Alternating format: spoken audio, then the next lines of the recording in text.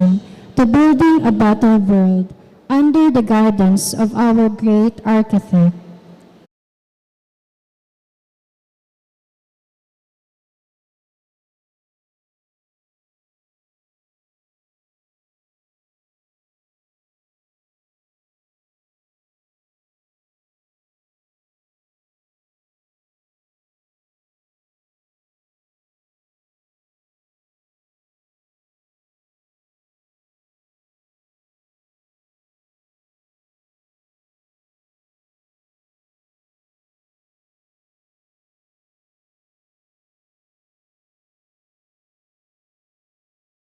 Magkatinipon, liwan magturugaw, mga mo kami, piniling banwa, unya-unya kami, sa manalmong erogan, nabukungaw ikan hihinaw, nayayahan ng ikang hukyaw, nagmamawot ikan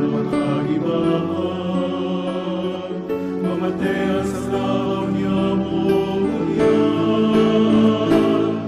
Gaya-gayang magkurahaw, gaya-gayang magsanayaw, iitasan ka lang sa pag-umaw, sa pag-umaw. Gaya-gayang magkurahaw, gaya-gayang magsanayaw, sa mga awit ng Diyos, ipaglangka. In the name of the Father, and of the Son, and of the Holy Spirit. Amen.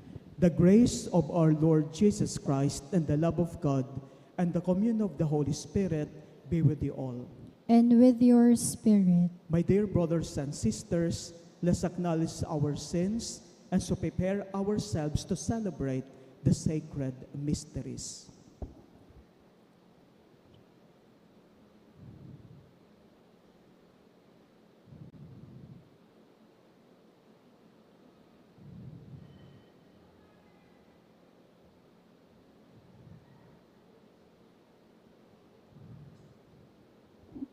All say, I confess to Almighty God and to you, my brothers and sisters, they have greatly sinned in my thoughts and in my words, in what I have done and in what I have failed to do. Through my fault, through my most grievous fault. Therefore I ask Blessed Mary, ever Virgin, all the angels and saints, and you, my brothers and sisters, to pray for me to the Lord our God. May Almighty God have mercy on us, forgive us our sins, and bring us to everlasting life. Amen.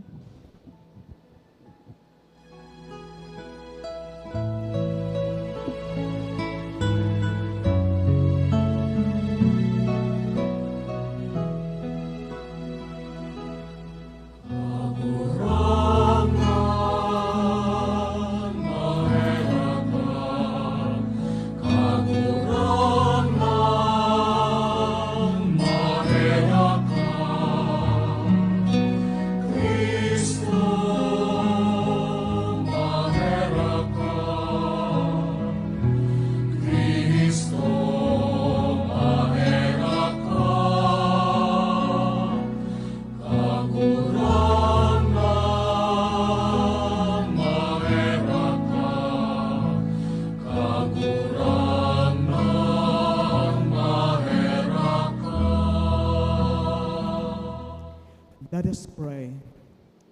O God, perfect light of the blessed, by whose gift we celebrate the Paschal mysteries on earth, bring us, we pray, to rejoice in the full measure of your grace for ages unending. Through our Lord Jesus Christ, your Son, who lives and reigns with you in the unity of the Holy Spirit, one God forever and ever. Amen. Please be seated for the liturgy of the Word.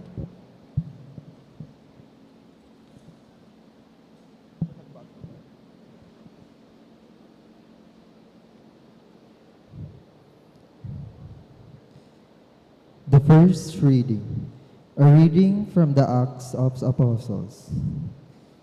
The apostles and the brothers heard that Gentiles too had accepted the word of God. As a result, when Peter went up to Jerusalem, some among the circumcised took issue with him, saying, "You entered the house of uncircumcised men and ate with them." Peter then explained the whole affair to them, step by step from the beginning. I was at a prayer in the city of Joppa when the trance I saw a vision. An object like a big canvas came down. It was lowered down to me from the sky by its four corners. As I started at it, I could make out four-legged creatures of the earth, wild beasts and reptiles and birds of the sky. I listened as I voiced to me, "Get up, Peter, slaughter then eat." I replied, "Not for a moment, sir. Nothing unclean or impure has ever entered my mouth." A second time the voice from the heavens spoke up, "What God has purified you are not to call unclean." This happened 3 times. The canvas with everything in it was drawn up against into the sky. Immediately after that, the 3 men who have been sent to me from the Caesarea came to the house where we were staying. The Spirit instructed to me, accompanied them without hesitation. These 6 brothers came along with me, and we entered the man's house. He informed us that he had seen an angel standing in his house, and that the angel had said, "Send someone to Joppa and fetch Simon, known also as Peter. In the light of what he will tell you, you shall save, and your household." As I began to address them, the Holy Spirit came upon them, just as it had upon us at the beginning. Then I remember what Lord had said, "John baptized with water, but you will baptize with the Holy Spirit." If God was given them the same gift He gave us when we first believed in the Lord Jesus Christ, who was I to interfere with Him?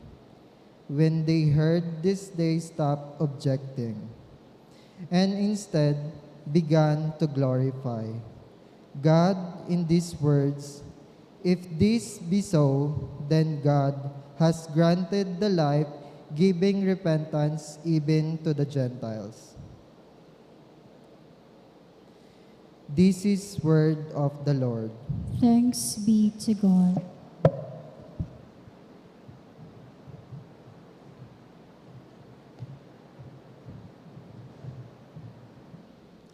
Responsorial Psalm.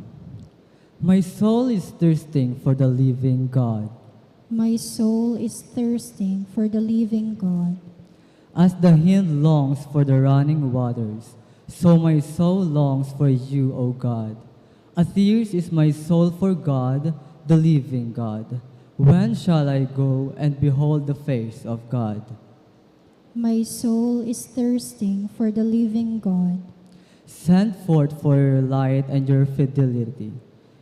They shall lead me on, and bring me to your holy mountain, to your dwelling place. My soul is thirsting for the living God. Then will I go in to the altar of God, the God of my gladness and joy. Then will I give you thanks upon the harp, O God, my God. My soul is thirsting for the living God. Please all stand for the Holy Gospel.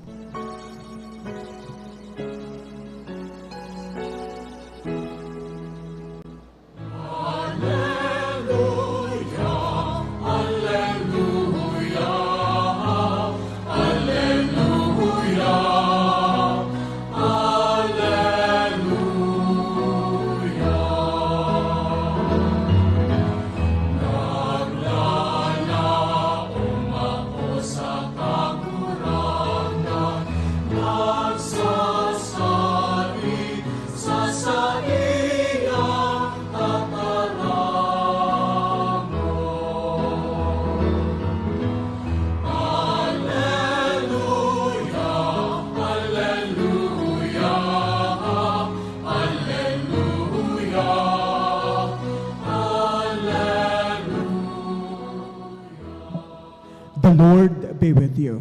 and with your spirit. A reading from the Holy Gospel according to John. Glory to you, O Lord.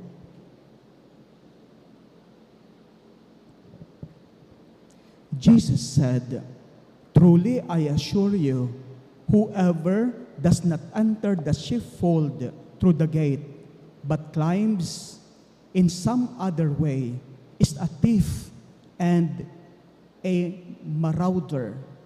The one who enters through the gate is shepherd of the sheep. The keeper opens the gate for him.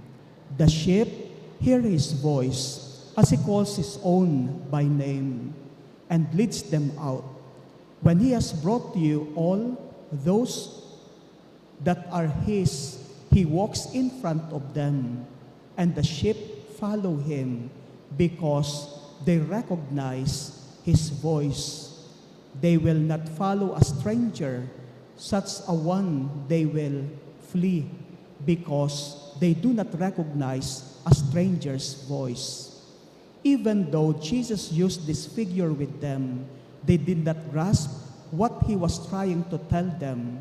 He therefore said to them again, "My solemn word is this: I am the sheep gate.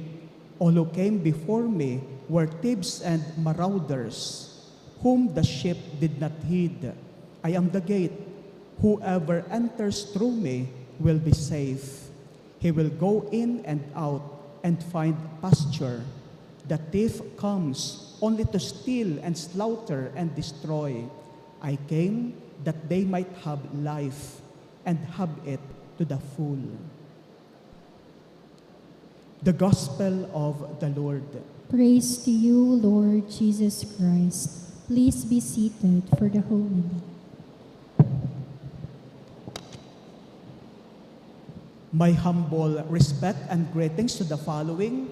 First, to the Dean of the NCF College of Engineering, Engineer Monsito Ilarde, Doctor of Education, my dear professors, my dear students of the College of Engineering, my dear parents, dear brothers and sisters, my dear friends in the Lord. In today's Gospel, Jesus says, "I am the good shepherd. Ako ang marahay na pastor." A good shepherd knows his sheep, loves them, and is willing to give his life for them. Today is a day of thanksgiving. We thank God for each of you, the students of the College of Engineering, who are now receiving your hard hats and caps. These are not signs of achievement, they are signs of a mission. Hard hat is the head. A pin marks your identity. But more than this, my dear brothers and sisters, my dear students, God is calling you to have a heart like the good shepherd, na magkaigwa ka mo nin mga puso, arog kan puso, kan marahay na pastor, si Jesus nakagurangnan. The world you will enter needs more than skilled engineers. It needs good people, people who care, people who are honest, people who will not run away when things are hard. Jesus tells us that the hard man runs away when danger comes, but the good shepherd, Jesus, stays. He does not leave his sheep. He protects them. He gives himself for them. Ang marahay na pastor, si Jesus, idinudusay niya ang sayang buhay para sa iyang mga karnero. In your future work, you will face pressure, deadlines, and challenges. There may be moments when it is easier to take shortcuts, to think only of yourself, or to give up. But today, Jesus reminds you, be like the good shepherd. Maging arog kamo, kad marahay na pastor. Be engineers who build not only strong structures, but also trust. Be engineers who protect not only projects, but also people. Be engineers who serve, not just succeed. Remember this, Jesus knows you. He walks with you.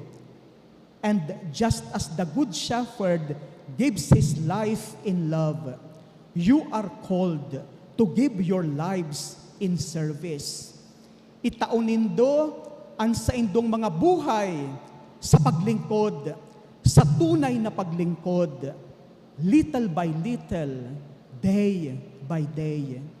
So today, my dear brothers and sisters, my dear students of the College of Engineering, as you receive your hard hats and pins, offer your talents back to God. Let your work become your way of loving others. May you always listen to the voice of the Good Shepherd, Jesus Christ Himself. May you follow Him, and may your lives become a blessing to the world. Congratulations and God bless you. Please all stand. Prayers of the faithful. The Lord is the good shepherd who knows each one of his flock by name. Let us offer our prayers to God, trusting in His personal love for us. Let our response be, Divine Shepherd, keep us in your care. Divine Shepherd, keep us in your care. That the Holy Father, God's chosen shepherd, may lead us into the way of righteousness. Let us pray to the Lord. Divine Shepherd, keep us in your care. That Christian believers may become one flock under one shepherd. Let us pray to the Lord. Divine Shepherd, keep us in your care. That our young people may have life and have it to the full, through fidelity to the God Shepherd. Let us pray to the Lord. Divine Shepherd, keep us in your care. That the sick and those who suffer may trust in Jesus, the Good Shepherd who came to rescue the lost sheep. Let us pray to the Lord. Divine Shepherd, keep us in your care. That the dead may pass through the gate of the sheepfold and rejoice with the shepherd and guardian of their soul. Let us pray to the Lord. Divine Shepherd, keep us in your care. Most gentle Father, you guide us along the right path. Your Son is always here beside us. Comfort us by granting these prayers through Christ our Lord. Amen. Please be seated for the offertory.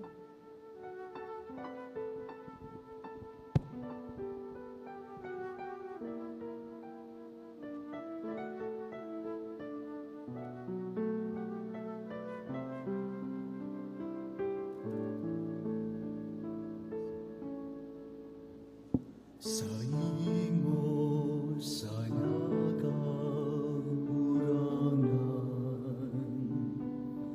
ang sakuyang buhay sa kodbaman. Kaugmahan ng sakuyang puso asing kalag na ikadanay na paglingkudan. Sa imo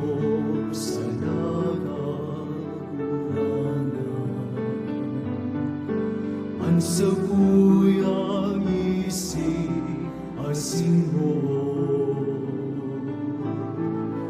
dinudusay ko sa imo katalingkasan ko para sa kaumaman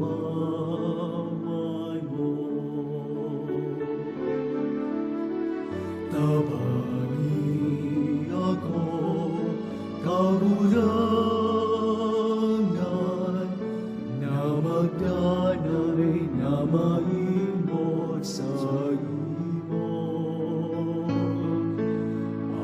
Ako mandangan bendisyonan ang saguyang panugasa sa imo. Sa imo sana kagurangan ang saguyang buhay sa kodbaman. Kaugmaning sa kuyang puso asing kalag na ikaranay na paglingkudan. Sa imo sana kagurangan ang saguyang isip asing mo. Dinudusay ko sa imo katalingkasan. Please all stand. Pray, brothers and sisters, that my sacrifice and yours may be acceptable to God, the Almighty Father. May the Lord accept the sacrifice at your hands for the praise and glory of his name, for our good and the good of all his holy church. Receive, O Lord, we pray, these offerings of your exultant church, and as you have given her cause for such great gladness, grant also that the gifts we bring may bear fruit in perpetual happiness through Christ our Lord. Amen. The Lord be with you. And with your Lift spirit, up your hearts. we'll lift them up to the Let us Lord. give thanks to the Lord our God. It is right and just. It is truly right and just, our duty and our salvation, at all times to acclaim you, O Lord, but in this time, above all, to laud you yet more gloriously, when Christ our Passover has been sacrificed. For, with the old order destroyed, a universe cast down is renewed, and integrity of life is restored to us in Christ. Therefore, overcome with paschal joy, every land, every people exalts in your praise, and even the heavenly powers with the angelic host sing together the unending hymn of your glory as they acclaim.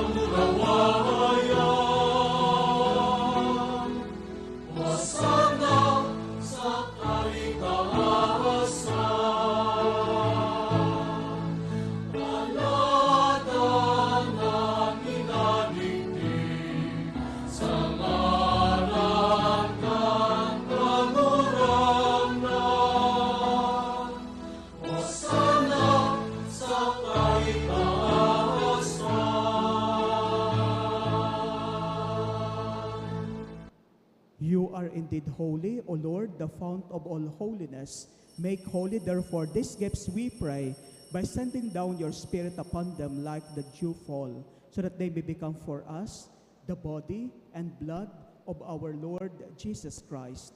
At the time he was betrayed and entered willingly into his passion, he took bread, and giving thanks, broke it, and gave it to his disciples, saying, "You, for this is my body, which will be given up for you."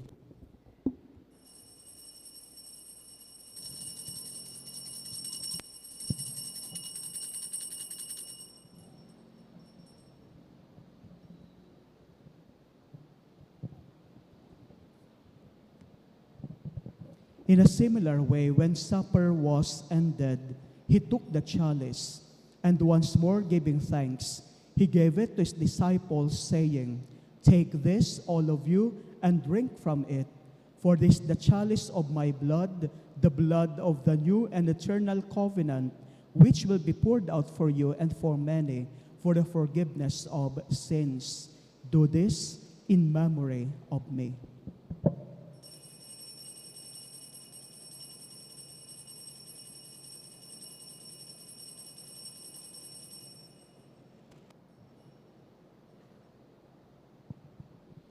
The mystery of faith.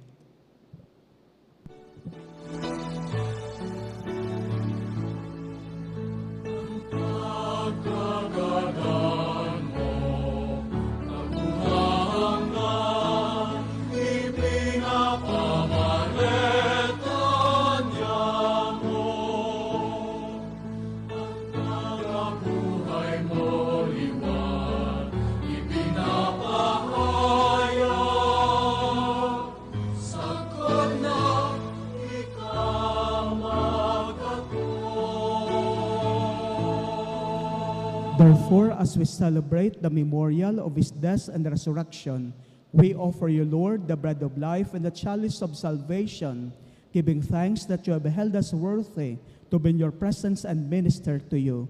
Humbly we pray that partaking of the body and blood of Christ, we may be gathered into one by the Holy Spirit. Remember, Lord, your church spread throughout the world, and bring her to the fullness of charity, together with Leo, our Pope, and Rex Andrew, our Bishop, and all the clergy. Remember also our brothers and sisters who have fallen asleep in the hope of the resurrection, and all have died in your mercy. Welcome them into the light of your face. Have mercy on us all, we pray, that with the Blessed Virgin Mary, Mother of God, Our Lady of Lourdes, Saint Joseph, her spouse, with the blessed apostles, Saint John Baptist de la Salle, and all the saints who have pleased you throughout the ages, we may merit to be co-heirs to eternal life, and may praise and glorify you through your Son, Jesus Christ. Through him, and with him, and in him, O God, Almighty Father, in the unity of the Holy Spirit, all glory and honor is yours forever and ever.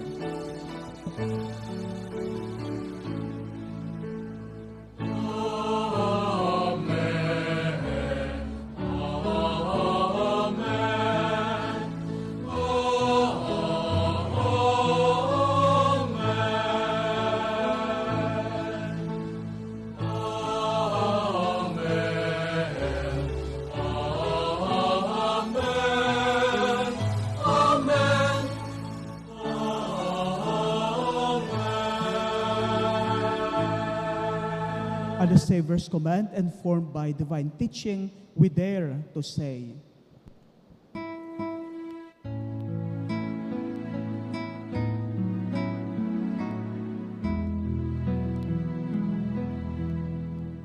Ama niya mo na yapon sa langit,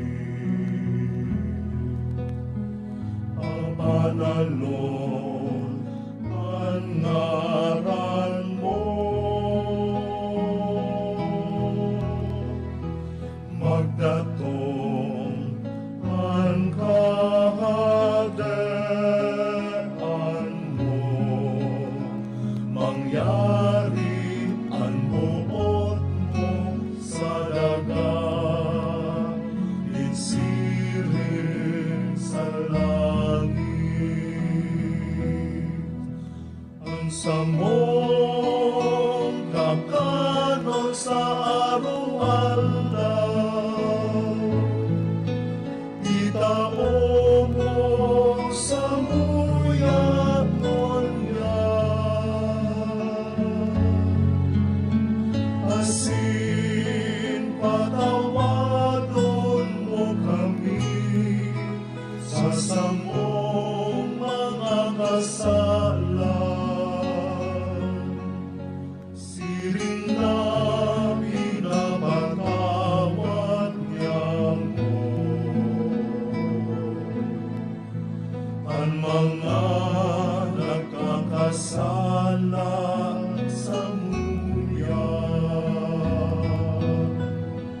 asin pare kami ang narahasa subok, kundi agawa kami sa maraon. Deliver us, Lord, we pray, from every evil. Graciously grant peace in our days, that by the help of your mercy, we may be always free from sin and safe from all distress, as we await the blessed hope and the coming of our Savior, Jesus Christ. Ulita sa imo ang kadean, asin ang kapangyarihan, siring man ang kamurawayan, sa mga kapanahonan. Lord Jesus Christ, who said to your apostles, "Peace I leave you, my peace I give you," look not on our sins, but on the faith of your church, and graciously grant her peace and unity in accordance with your will, who live and reign forever and ever. Amen. The peace of the Lord be with you always. And with your spirit. Let's offer each other the sign of peace. Peace be with you. Peace with you. Peace with you. Peace with you.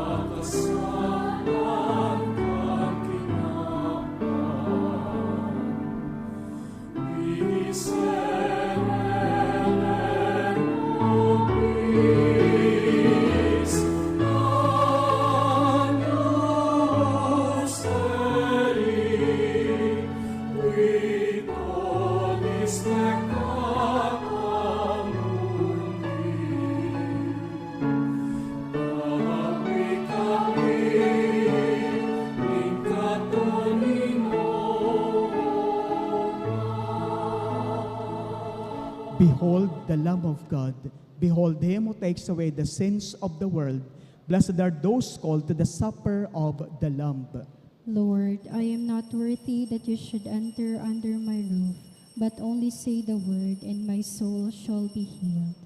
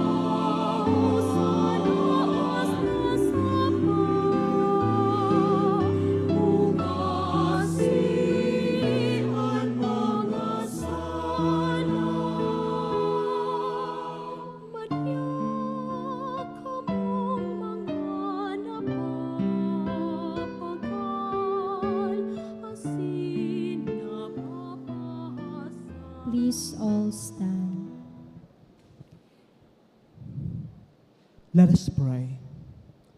Look with kindness upon your people, O Lord, and grant, we pray, that those you were pleased to renew by eternal mysteries may attain in their flesh the incorruptible glory of the resurrection, through Christ our Lord. Amen. The Lord be with you. And with your spirit. Through the intercession of our Ina, Our Lady of Lourdes, and Saint John Baptist de La Salle, may Almighty God bless you all, the Father, and the Son, and the Holy Spirit. Amen. Go in peace. Thanks be to God. Congratulations and God bless you all.